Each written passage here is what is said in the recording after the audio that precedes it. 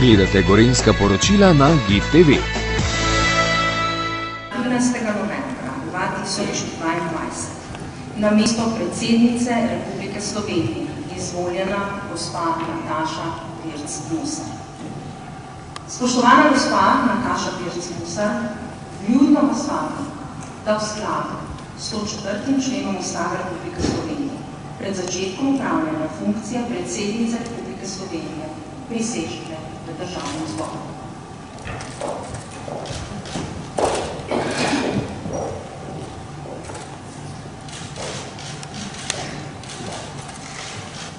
Prisegam, da bom spoštovala ustavni red, da bom ravnala po svoji vesti in z vsemi svojimi močmi delovala za blaginjo Slovenije.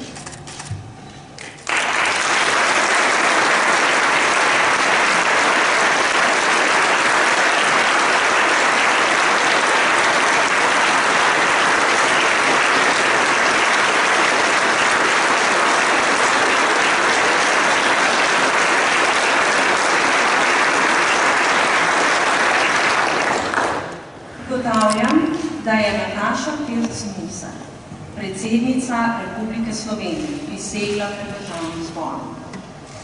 Nataša Pirc Musar nastopi funkcijo predsednice Republike Slovenije 23. decembra 2022. Spoštovana gospa predsednica, iskrene čestitke.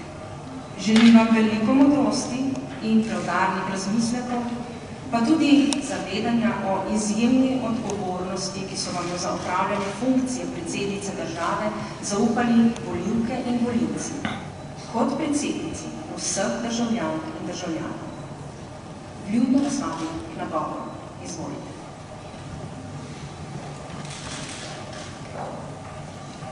Spoštovani predsednik Borut Pahor, od vas z jutrišnjim dnem prevzemam odgovorno nalogo predsednice Republike Slovenije. Spoštovana predsednica Državnega zbora, magistra Urška Klakočar Zupančič, spoštovani predsednik vlade, dr. Robert Golob, predsednik Državnega sveta, Marko Roglič, predsednik Ustavnega sodišča, Mateja Četo, predsednik Vrhovnega sodišča, magister Damjan Florjančič, spoštovana nekdanja predsednika Republike Slovenije, Milan Kučan in dr. Danilo Tirk, spoštovani nekdanji predsedniki Državnega zbora, spoštovane poslanke in poslanci, vaše ekscelence, veleposlaniki in veleposlanice, cenjeni gostje, drage državljanke in državljani, prebivalke in prebivalci Slovenije. Pred vami stojim kot prva predsednica Republike Slovenije. Ne le samozavestna, odločna, pogumna in močna, temveč tudi ranljiva, polna čustev in sanj. Sama lično ljubim. To so tiste sanje, ki so nam bile dovoljene ob razglasitvi samostojnosti naše države. Za našo prisego sem se zavezala, da bo vsak moj dan predan vam. Vam, ki ste država. Država ni nekaj abstraktnega, temveč živ organizem vseh, ki smo njen del. Vseh, ki s ponosom rečemo, da smo državljani Slovenije. Tu zame nikoli ni bilo dileme. Vedno sem se in se bom zavzemala za pravno državo, vladavino prava, temeljne človekove pravice in avtonomijo državnih podsistemov. Policija, vojska, diplomacija, zdravstvo in šolstvo so naša lastnina. Zato nam mora biti še kako mar, kako se s temi podsistemi ravna. Vsi moramo vedeti, kje se politika mora ustaviti in vsak dan znova se moramo zavedati, da podsistemi služijo predvsem nam, prebivalkam in prebivalcem in ne oblastnikom. Lahko se oziramo nazaj in se prerekamo, ali smo državo dobili ali smo si jo izborili. Za naprej pa je naloga jasna. Državo moramo čuvati. Sama sem prva med enakimi, ki jo moramo braniti, jo zaščititi in jo imeti radi. Radi, ker je naša. Radi zaradi prihodnih generacij. Radi zato, da je naslednikom predamo v odličnem stanju. Radi zato, da nam bo vsem lepo. Potrebujemo borke in borce za naprej. take srce. Moje srce zdaj bije za vas. Danes malo posvešeno, jutri upam bolj umirjeno. Zahvalila bi se rada predsedniku Republike Borutu Pahorju za njegovo delo in poslanstvo. V diplomaciji in v odnosih z državami šteje simbolika. Simbolnih gest in pomembnih potez, ki krepijo prijateljstvo in zbližujejo narode tega območja, je bilo v prejšnjem desetletju pomembno veliko. Hvala vam, gospod predsednik. Dragi državljanke in dragi državljani, prebivalke in prebivalci Slovenije. Pravijo, da funkcija ne spremeni tvoje osebnosti, ampak jo razkrije. Ničesar vam nisem prikrivala na poti do današnjega dne. Ostajam Nataša. Ostajam pristna, odkrita, srčna, torej taka, kot sem storila. Obljubljam pa vam, da vam bom bolnišno služila. Brez čevljev drugih stopam na pot glasu. Glasu, ki se bo odzval vedno, ko bo ogrožena suverenost, ogrožena enakopravnost, ogrožena pravičnost in ogrožena socialnost. Glas bo še močnejši takrat, ko bodo ogrožene človekove pravice in dostojanstvo ljudi v tej državi. Da, to so moji čevlji. Z veseljem sem jih obula in ne bom jih sezula vas mandat. Svet, v katerega vstopam kot vaša predsednica, ni prijazen. Na vzhodu Evrope divja vojna, za nami je poletje požarov in suš, v zimo vstopamo s tesnobo in hladnejšimi radiatorji. Izzivi smo številni. Od podnebne, prehranske, energetske, zdravstvene in socialne krize do krize medijev in polarizacije v družbi. A z izzivi se moramo spoprijemati na podlagi vrednot, ki jih zagovarjamo, in ne moremo jih reševati sami. Zavzeto se bom trudila za multilateralno svetovno ureditev in za trdost Evrope, ki jo sestavljajo demokratične in vključujoče družbe. In zato, da bo pred našimi očmi tisto, kar želimo sebi in kar moramo privoščiti drugim, človekovo dostojanstvo. Zanj se bom borila na vsakem svojem koraku. V mednarodni skupnosti ne boste prepoznali kot borbo za človekove pravice, za sobivanje narave in človeka, za razumevanje možnosti in nevarnosti, ki jih prinašajo nove tehnologije, za povezovanje močnih, enako mislečih za pravice šibkih, za svobodne in profesionalne medije, ter borko proti dezinformacijam in sovražnemu govoru.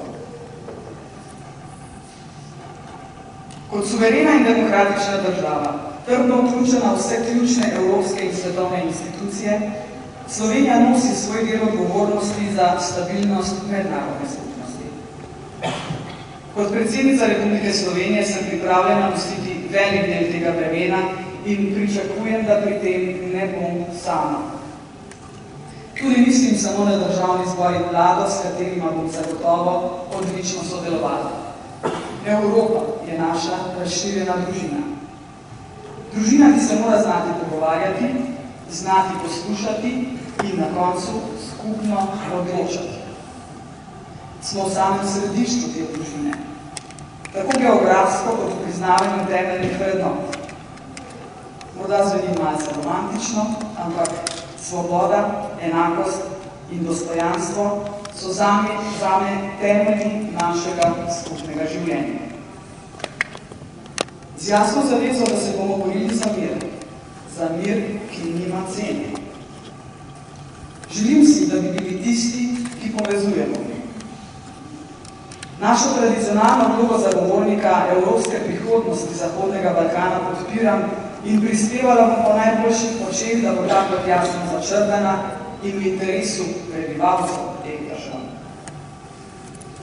Voditelji držav članic Evropske unije so pred nekaj dnevi tudi na podlagi močne slovenske vloge poslali pomembno sporočilo regiji, Bosna in Hercegovina sodi v evropsko družino. Zame je še vedno aktualno znamenito vodilo Schumanove deklaracije iz leta 1950, da trdna, močna in enotna Evropa ne bo nastala čez noč, ampak jo bodo gradili konkretni dosežki, utemeljeni na solidarnosti. Zgodovina Evropske unije dokazuje, da ko je ta solidarnost dejanska in jasno izražena, je Evropa močna. Če želi biti takšna, mora znati odgovoriti na vse izzive, tudi najtežje, kot so vojne, ki divjajo v soseščini in drugod po svetu. Zato je še kako pomembno, da smo članica Zveze NATO, ki nam omogoča kolektivno obrambo, ki je hkrati branik miru, k kateremu slovensko vojsko prispevamo tudi sami. Poleg te pa so pomembne tudi druge oblike varnosti. Energetska, prehranska, pravzaprav vse, kar izhaja iz človekove varnosti kot temelja družbe razvoja, miru in stabilnosti. Slovenija želi in zmore prevzeti svoj del odgovornosti v mednarodni skupnosti.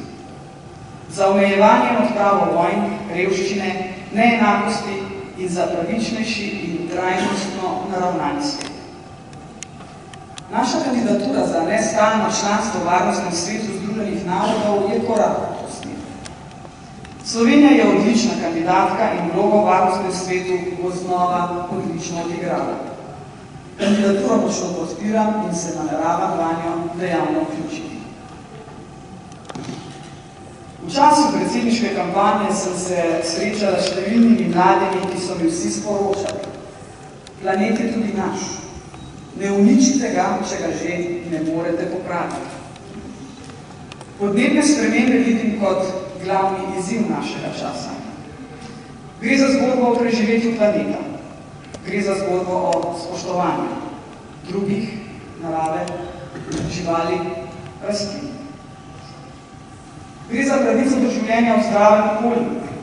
Gre za zgodbo o medgeneracijski solidarnosti. Gre za zgodbo o miru in varnosti. Četudi so pri tem pomembni, obsežni in v prihodnost usmerjeni globalni dogovori, sem prepričana, da lahko vsak od nas prispeva k bolj trajnostnemu načinu življenja. Prispeva z odločitvami, kako se ogledamo, kako se vozimo, kako se prehranjujemo. Nelson Mandela je med številnimi briljantnimi mislimi izrekel tudi to. Pogumen človek ni tisti, ki se ne boji, ampak tisti, ki strah premaga. Mandela je zvezda vodnica za to, kar imenujem državljanski pogum. Pogumen človek je samosvoj, človeški in brezkompromisen, ko gre za nepravičnosti vseh vrst. V trenutku, ko se posameznik ne odzove na krivico, se njegov navaja na to kot na nekaj normalnega. In zelo hitro se zgodi, da posameznik zamiži in skloni glavo. Sama ne bom nikoli mižala in nikoli ne bom sklonila glavo. Danes vstopam v prvo bojno vrsto državljanskega poguma. Ne bom se predala in ne bom gledala nazaj. Premišljeno, trezno in srčno se bom oglašala ter delala za prijazno Slovenijo in Evropo, za lepši svet, ki je tudi naš, edini, ki ga imamo. Spremembe se nikoli ne zgodijo z medlostjo in tišino. In nikoli nobena sprememba ne bo všeč vsem. Tudi kritika. Prizadevati si moramo, da bodo spremembe sprejemljive za večino, z jasno obsodbo nesprejemljivih ravnanj in z upanjem, da bomo skupaj gledali naprej. Hvala vam, spoštovani visoki zbor, hvala vam, spoštovane državljanke in državljani, prebivalke in prebivalci Slovenije, za zaupanje.